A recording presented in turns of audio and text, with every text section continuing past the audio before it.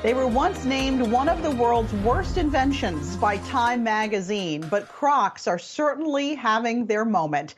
The rubber shoemaker is coming off a record year and expects that momentum to continue into 2022.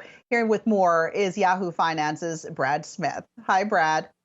Hey, Alexis. Yeah, one of the OG meme shoes there for Crocs. An inflationary retail price environment, though, combined with limited drops propping the secondary market, it's provided some wiggle room for a trendy value with key celebrity partnerships. Enter Crocs with the Jibbitz. Monday, Crocs announced that they expect record 2021 revenue with roughly 67% growth over 2020, while the previous guidance was approximately 62 to 65% growth there.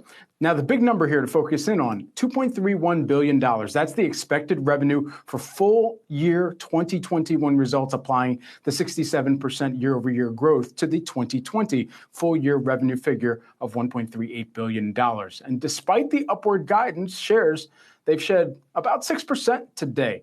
Amid the broader market sell-off that we've been watching, Crocs down 11% during 2022, a continuation of one of the bands that we've seen in this move lower for them. And it'd be easy to chalk it up to a sell the news type of trade, but the selling sentiment, it's been in play since November as Crocs has moved 35% off of the highs of late 2021. From a shareholder value perspective, the 104% return during the 2021 calendar year, that was the best trading calendar year for the company since 2018. But how sustainable is growth on top of a record revenue year? Crocs is expecting that 2022 revenues will grow 20% compared to 2021, excluding Hey Dude. And we'll get into that in a second. So even though early months of the novel COVID-19 pandemic induced a sprint for the foam slippers, thus creating a glass slipper Cinderella moment for Crocs with cultural collabs to match, the prevailing pressure from holders of Crocs is indeed the revenue resiliency in question during a new demand generation phase.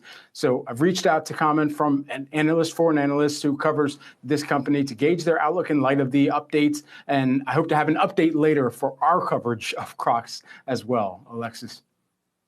Hey, Brad, you touched on it a second ago, but what does the acquisition of private footwear label Hey Dude do for Crocs growth? Because it didn't come cheap, that's for sure. Yeah, that's right. So the updates that we received today were not inclusive of revenue to be seen from their acquisition of Hey Dude. Crocs rounded out their 2021, we do remember, and as you mentioned, by acquiring Hey Dude in a cash and stock deal worth about $2.5 billion. And as part of today's news from Crocs, we did receive the full year pro forma revenues for Hey Dude, approximately $700 to $750 million. And we'll see if that can get to a $1 billion stature that the brand may be looking for by 2024. But from here, the company is expecting to hit $5 billion in revenue by 2026, even before the Hey Dude revenues, as Crocs CEO Andrew Rees has said as part of today's revenue guidance. And so the Hey Dude acquisition certainly provides a lean further into that comfort category for Crocs, but doubtful that Crocs is going to be propelling Hey Dude products to StockX fame the same way that some limited edition Crocs have been able to make their way into the secondary and resale market. And a consideration for any brand carrying a cultural relevance such as Crocs does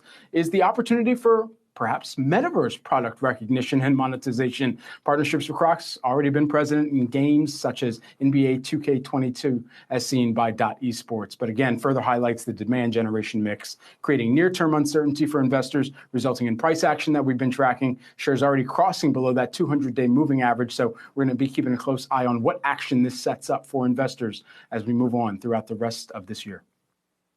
All right, Brad Smith, thanks so much. We appreciate the skinny there on Crocs.